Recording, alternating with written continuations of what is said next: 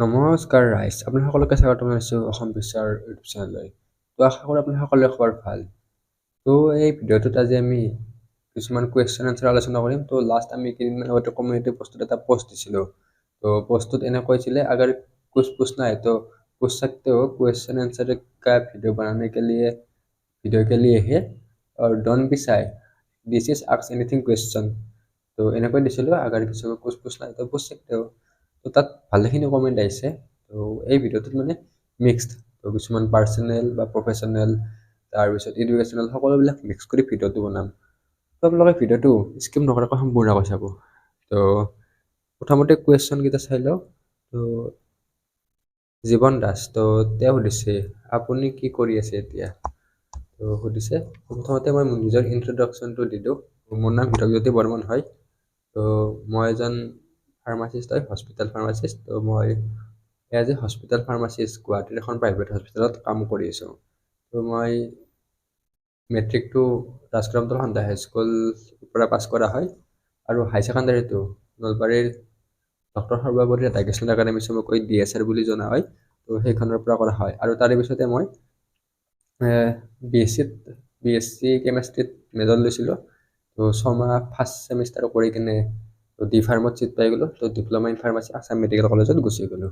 তো next second কমেণ্টটো সুধিছিলে বেটছে comment কৰিছিলে, তো আপুনি কি কোৰ্চ কৰি আছে আৰু ক'ত।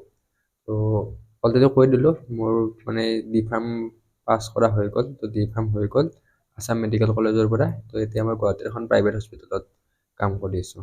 নেক্সট থাৰ্ড কমেণ্টটো সুধিছে জোনমণি চেতিয়া। তো তেওঁ সুধিছে GNMৰ 7 ৰাউণ্ড 7 ৰাউণ্ড কাউন্সেলিং হ'বনে, চিট যে আছে প্লিজ জনাবচোন। তো GNMৰটো অলৰেডি 6টা কাউন্সেলিং হৈয়ে গ'ল। এতিয়া আৰু আপুনি 7 নম্বৰ কাউন্সিলৰ অপেক্ষা কৰি লাভ নাই, কাউন্সিলিং হোৱা চান্স নাই, কাৰণ অলৰেডি বহুত টাইম হৈয়ে গ'ল। তো চিটো থাকিব এটা দুটা, তাতকৈ মানে বেষ্ট হ'ব 2026ৰ কাৰণে প্ৰিপাৰেশ্যন কৰক। আৰু ছায়েন্স ষ্ট্ৰীমৰ পৰা হয়, তো ডাইৰেক্টলি মানে BSc নাৰ্ছিঙৰ কাৰণে প্ৰিপাৰেশ্যন কৰক, আৰু আৰ্টছৰ হ'লে GNMৰ কাৰণে 2026ৰ কাৰণে প্ৰিপাৰেশ্যন কৰক। তো তাৰে কাৰণে গাইড বুক আছে আমাৰ, তো গাইড ই বুক আৰু মক টেষ্ট চিৰিজ আছে, লৈ ল'ব পাৰিব। নেক্সট কমেণ্টটো কৰিছে তাছলিমা আহমেদ। তো তেওঁ সুধিছে ডিব্ৰুগড় ইউনিভাৰ্চিটিত UG কোৰ্চত বটানী আৰু জুলজি আছে নে নাই, বা থাকিব নে নাই। তো থাকিব, তো লাইফ চায়েন্স বা বটানী জুলজি থাকিব। তো সেইটো ইণ্টিগ্ৰেটেড কোৰ্চ হয়। তো ইণ্টিগ্ৰেটেড কোৰ্চবিলাক 4 বছৰ কৰি দিছে, বা MSc একেলগে কৰিব খুজিলে 5 বছৰ কৰিব পাৰিব। তো তাত দুটা প্ৰচেছ আছে, অলৰেডি ইয়াৰ ওপৰত ভিডিঅ' বনাইছোঁ ডিব্ৰুগড় ইউনিভাৰ্চিটিত, সেই ভিডিঅ'টো চাই ল'ব পাৰিব। তো এনেই আপোনাৰ জুলজি বা বটানী ল'ব খুজিলে তাৰে প্ৰচেছ দুটা আছে।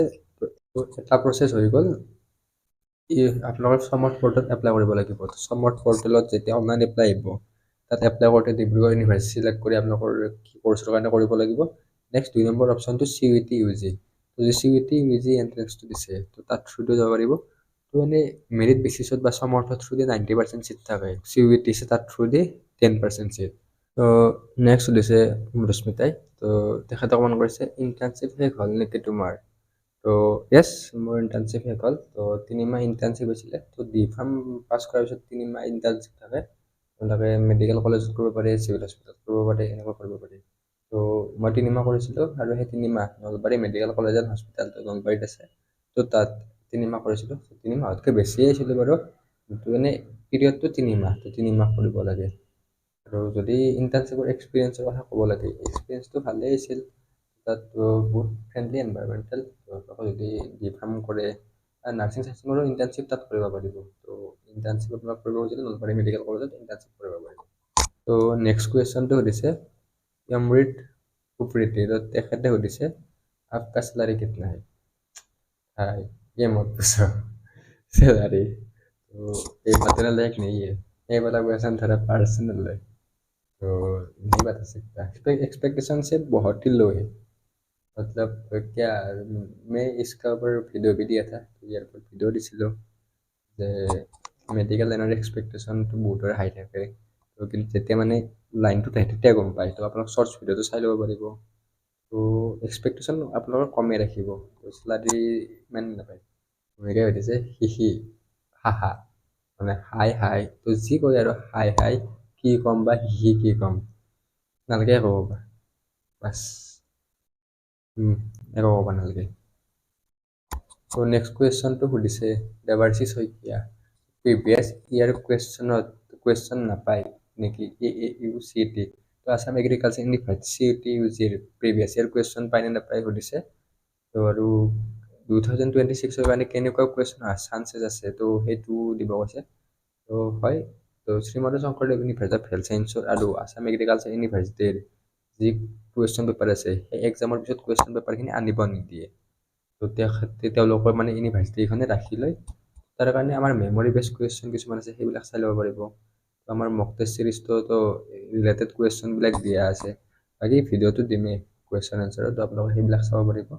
আপোনালোক মেইনলি ক্লাছ 11 আৰু 12ৰ তো কিতাপবিলাক ফ'ল' কৰিব। তো এই মেইন বুক AHSSC বা ASSEB বা NCERT যি বুক আছে আৰু সেই বুক ফ'ল' কৰিলে আপোনালোকৰ সুবিধা হ'ব।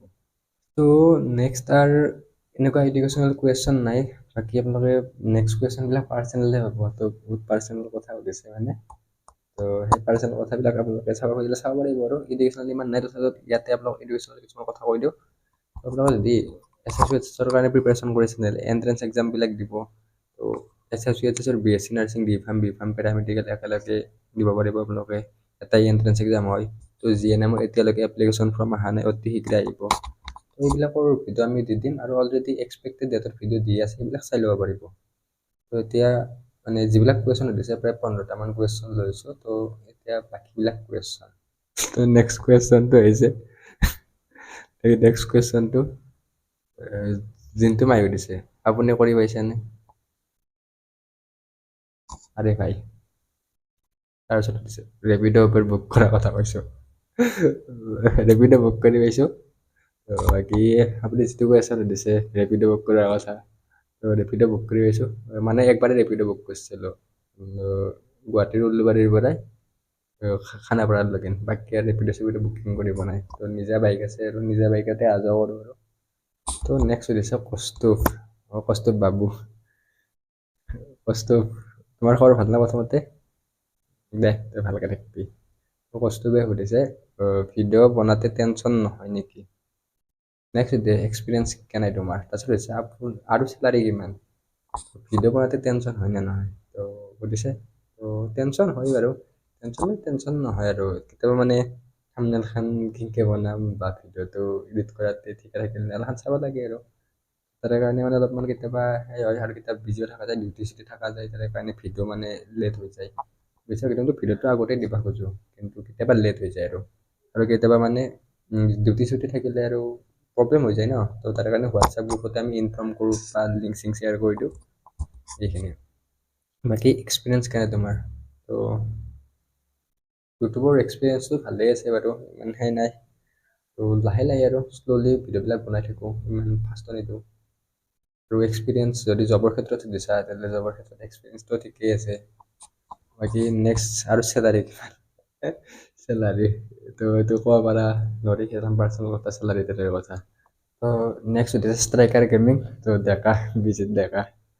বিজিত ডেকা সুধিছে ডিব্ৰুগড়ৰ জিএফৰ লগত এইবাৰ বিয়া ফিক্স নেকি? বাহ বাহ, কিয়া চচ হে তেৰা। এই ডেকা, আগতে তোমাৰ বিয়াখন খাম, তোমাৰ বিয়াখন নাখাওঁতে মই বিয়া নাপাতো। এখন জিএফ টিএফ আগতে তোমাৰ বিয়া মায়েৰেক ক'ব লাগিব, ৰ'বা মায়েৰেক কৈ কিনে বিয়াখন পাতিব লাগিব। মোৰ বিয়ালৈ বহুত দেৰি আছে, এই টাইম আছে। তোমাৰ বিয়াখন পাতা আগতে, তোমাৰ বিয়াখন খাম, ঘৰত ক'ব লাগিব তোমাৰ কথা। নেক্সট বিপ্ৰ মোহন কোচ, তো বিপ্ৰই সুধিছে আপুনি এজন ভাল ল'ৰা। তো মই বোলে এজন ভাল ল'ৰা, থেংক ইউ, কিন্তু মই ভাল নহয়। নেক্সট মানিছ অপি, মানিছ মণ্ডল, তো দাদা বিয়া কেতিয়া হ'ব? প্ৰথমতে তোমাৰ বিয়া দাদা, তো তোমাৰ বিয়া আৰু বেছি বছৰ নে 2 বছৰ মানত পাতি দিয়া বিয়াখন খাম আৰু। তো বিয়াত মাতবা, তোমাৰ বিয়াখন পাতা আৰু কইনা চইনা চোৱা। নেক্সট আৰু দুটা কুৱেশ্যন, তো এই দুটা পাৰ্চনেলে আছে।